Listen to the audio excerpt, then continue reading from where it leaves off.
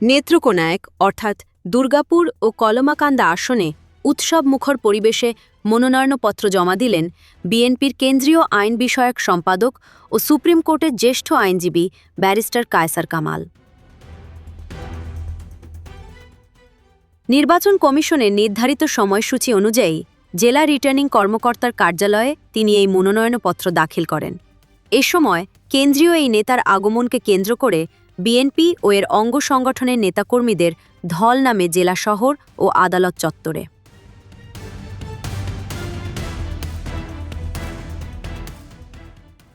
মনোনয়নপত্র জমা দিয়ে সাংবাদিকদের মুখোমুখি হয়ে ব্যারিস্টার কায়সার কামাল এলাকার উন্নয়নে নিজের পরিকল্পনার কথা জানান। আমাদের দলের চেয়ারপারসন দেশনেত্রী বেগম খালেদা জিয়া এবং ভারপ্রাপ্ত চেয়ারম্যান জনাব তারেক রহমান সাহেবের প্রতি কৃতজ্ঞতা জ্ঞাপন করছি। বাংলাদেশ জাতীয়তাবাদী দল বিএনপির পক্ষ থেকে আমাকে মনোনয়ন দেওয়া হয়েছে এবং তারই প্রেক্ষিতে তবে তার বক্তব্যের মূল লক্ষ্য ছিল মাদকের বিরুদ্ধে আপোষহীন অবস্থান। মাদককে জাতীয় ব্যাধি হিসেবে উল্লেখ করে তিনি ঘোষণা করেন জিরো টলারেন্স নীতি।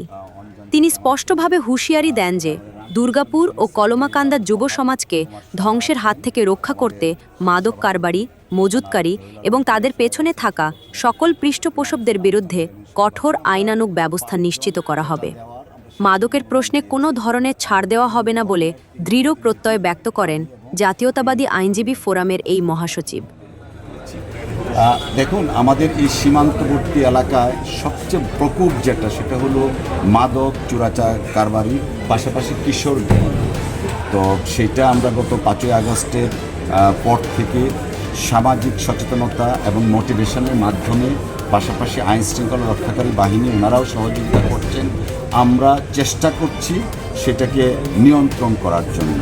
আমরা যদি জনগণ আমাদেরকে তাদের প্রতিনিধি হিসাবে নির্বাচিত করেন, তাহলে আমার প্রথম এবং প্রধান কাজ হবে এই ব্যাপারে জিরো টলারেন্স, অর্থাৎ মাদক নির্মূল, চোরা কারবারি দমন এবং কিশোর গ্যাংয়ের যে প্রাদুর্ভাব সেটার ক্ষেত্রে আমাদের জিরো টলারেন্স থাকবে।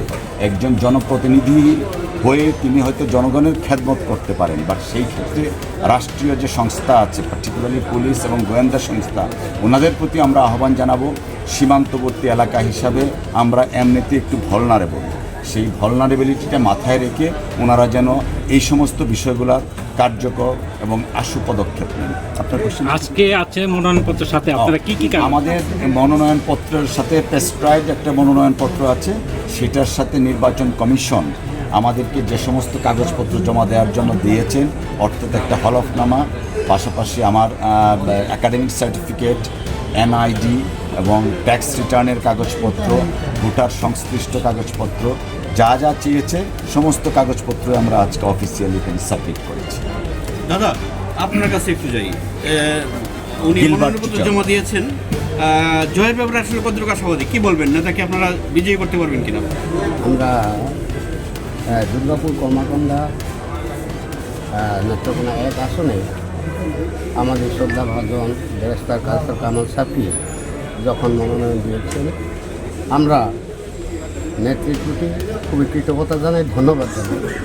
এই কারণে আমাদের যোগ্য নেতা আমরা কোনোদিন পাই নাই। আমরা আশাবাদী জয় নিশ্চিত আমাদের। সীমান্তে নতুন ভোটারদের যারা ভোট দিতে পারে না গত 15 বছর বা 1.5 যুগ ধরে, তারা কি আসলে নতুন ভোটাররা প্রার্থীকে কীভাবে নিবে, কি বলবেন? ধন্যবাদ। আমরা আসলে আপনারা জানেন যে আমাদের ব্যারিস্টার কায়সার কামাল সাহেব উনি তরুণদেরকে আকৃষ্ট করার জন্য আগামী বাংলাদেশকে একটি বাসযোগ্য বাংলাদেশ তৈরি করার জন্য, পাশাপাশি ওনার যে কলমাকান্দা দুর্গাপুর যে এলাকা, এখানে তরুণদেরকে আকৃষ্ট করার জন্য উনি বিভিন্ন ধরনের পদক্ষেপ নিয়েছেন।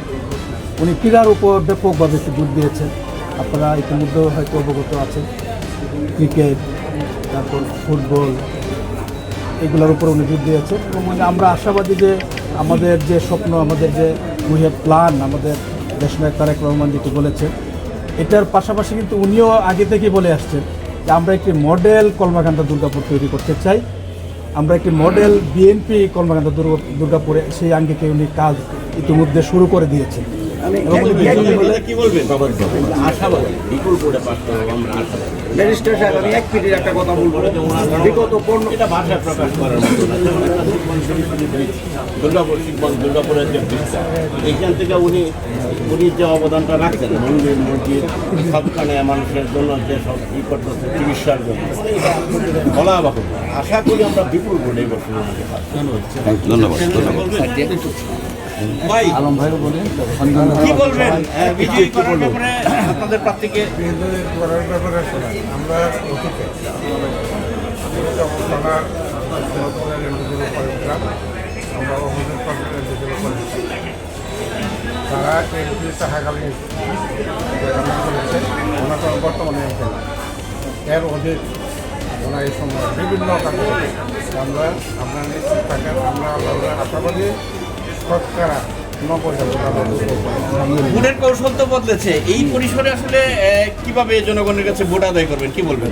আসলে উনি একজন আধুনিক শিক্ষিত লোক, কিন্তু এই জনগণের কাছে এই পর্যন্ত আমার এক সেকেন্ড একটা কথা। পাই নাই। উনি ইতিমধ্যেই খেলাধুলা, মাদক বিরোধী ক্যাম্পেইন, যোগাযোগ, চিকিৎসা ব্যবস্থা এসব নিয়ে কাজ করছেন, অথচ উনি কিন্তু এমপি না। এমপিরা যা করেছেন তার চেয়ে বেশি কাজ উনি এমপি না হয়ে করেছেন। আমাদের এলাকার লোক ভোটাররা আশাবাদী যে উনি এমপি হতে পারলে এর চেয়ে আরও অনেক বেশি কাজ করবে। আমাদের ডক্টর আপনাদের কমিউনিটি কি পুরোপুরি ভোট আদায় করতে পারবেন কিনা? কোচুনি গোষ্ঠী কমিটি যারা আছে তারা কি আসলে শতভাগ ভোট এই নির্বাচিত নেতাকে দিবে কিনা, বা কি বলবেন নেতার ভোটের ব্যাপারে? আমার এই বয়সে নির্বাচনকালীন যে ধরনের একটা মানুষের আনন্দ উচ্ছ্বাস আমি দেখেছি, এই বছরের মতো এত উচ্ছ্বাস আনন্দ আমি দেখি নাই। প্রথম। দ্বিতীয়ত হচ্ছে তিনি আমাদের ব্যারিস্টার কায়সার কামাল মহোদয় এমন একজন ক্যান্ডিডেট যে তিনি ইতিমধ্যে বোধহয় আমাদের ক্ষুদ্র নৃগোষ্ঠী বা ক্ষুদ্র জাতিগোষ্ঠী প্রায় অধিকাংশ জায়গায় তিনি গিয়েছেন এবং তাদের সঙ্গে মিশে গেছেন, এবং তাদের কথা যে এই ধরনের ক্যান্ডিডেট ইতিপূর্বে কখনো আমরা পাইনি, আমাদের গোড়ায় দরজায় এসে আমাদের খোঁজখবর নিয়েছেন, এরকম কোনো ইতিহাস নাই। সুতরাং এতে বুঝতে পারেন যে আমাদের ক্ষুদ্র জাতিগোষ্ঠীর দলেরা আমরা মনে করি যে এই বছরের মতো মানে এই ধরনের ভোটিং এবং কেন্দ্রে উপস্থিত এবং ভোট আর ইতিপূর্বে দিয়েছে কিনা আমার জানা নাই, এমনই হবে।